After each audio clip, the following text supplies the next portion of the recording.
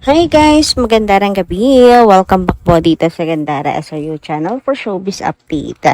Andito na naman nga po akong muli nagbabalik. Ang nagmamaganda ninyo kachismosang Kim Pao, wala na pong iba. Ang lokaret na si Gandara upang magatid sa inyo ng latest update and fresh happenings patungkol kina Kim Chiu and Paolo Avellino. And para nga sa gabing ito ang tatalakayin naman natin at pag-uusapan ay may kinalaman po dito kay Paolo Avellino na magsasakripisyo para kay Kim.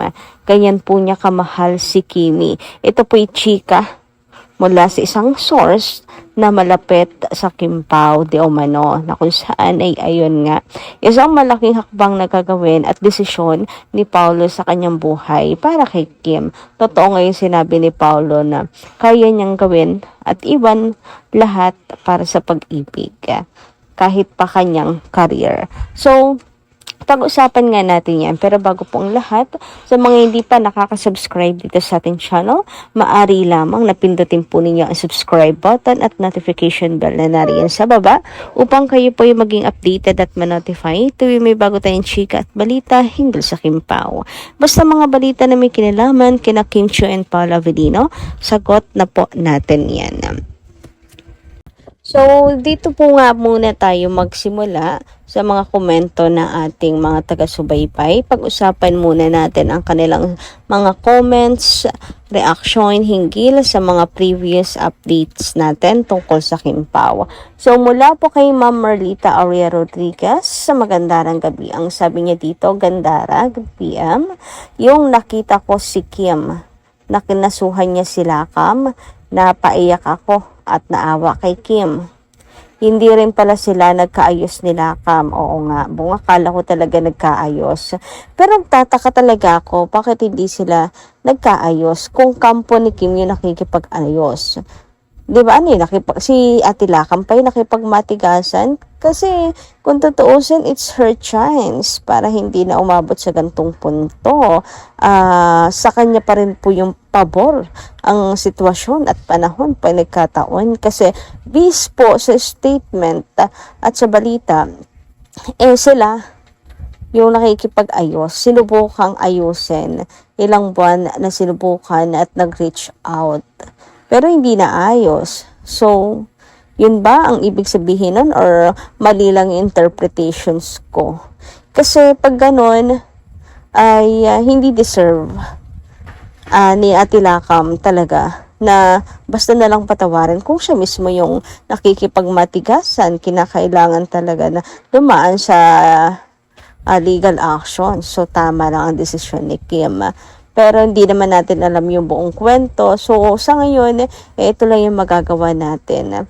Suportahan na lang si Kim sa kanyang desisyon kasi naniniwala naman ako na hindi aabot sa puntong ito si Kimi nang hindi niya pinag-iisipan kasi sobrang napakahalaga kay Kim na kanyang pamilya at sobrang mahal niya din po sa Ate Lakam.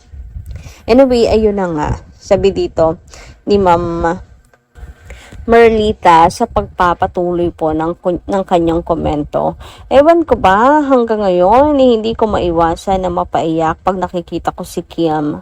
Sa ngayon wala pa ako sa wisyo. Yung natutulala ako. Tapos may nakikita pa ako sa EGS na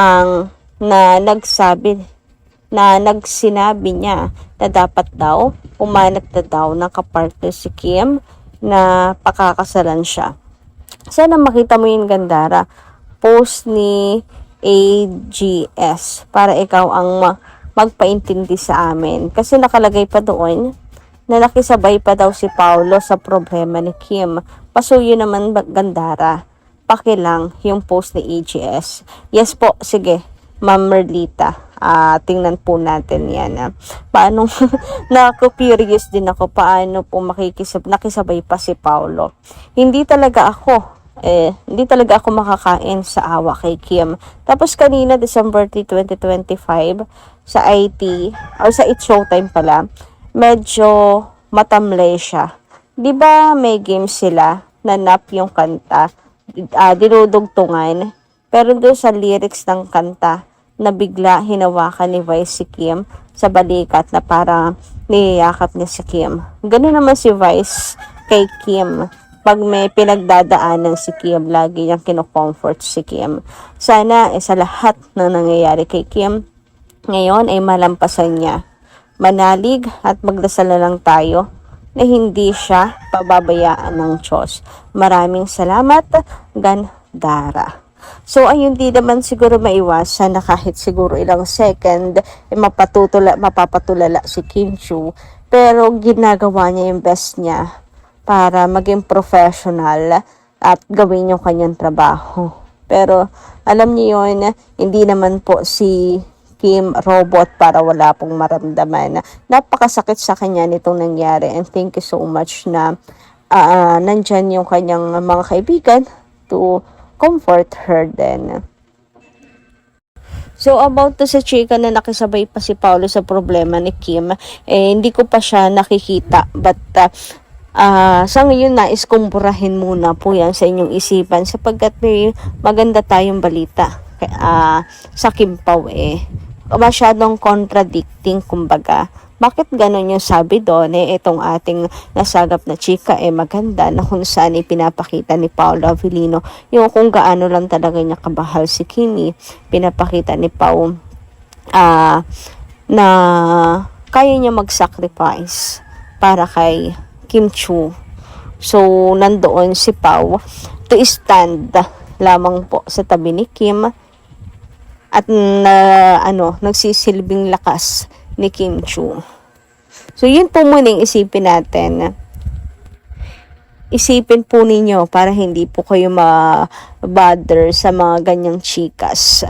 So, hindi ko pa siya nababasa kaya hindi ko masasabi na fake news. Hindi ko masasabi na hindi totoo kasi nga, pero aalamin ko po, titinan ko po yung post na yun para sa inyo. Maganda rin naman pag-usapan natin yan para kung sakali, di ba, na hindi naman totoo, maano na agad, mabasura na agad yan. Kasi feelings din ng mga seniors, ito nga pag nasasaktan si Kim, ganun din po nararamdaman ng seniors na ng mga fans, nasasaktan din sila for Kim Chu, tapos sasabayan pa ng ganyan. Di ba hindi po nakakatulong sa mental health?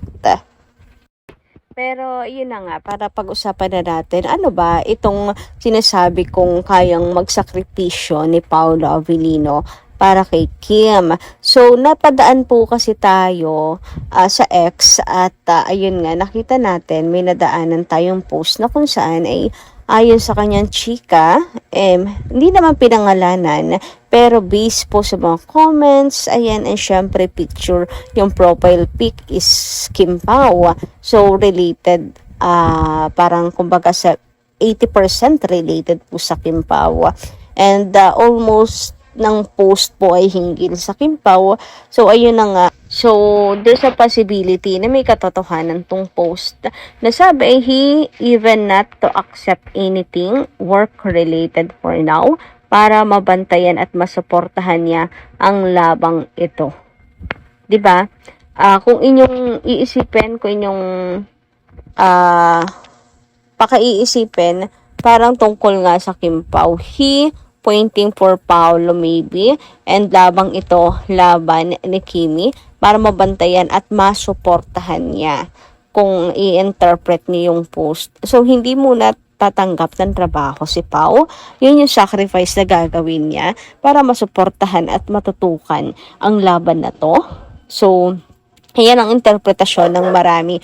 Pero syempre, marami pa rin curious at tinatanong nga, sabi nga anong work ba? Hindi din tinanggap. Pa-splok naman pwedeng malaman.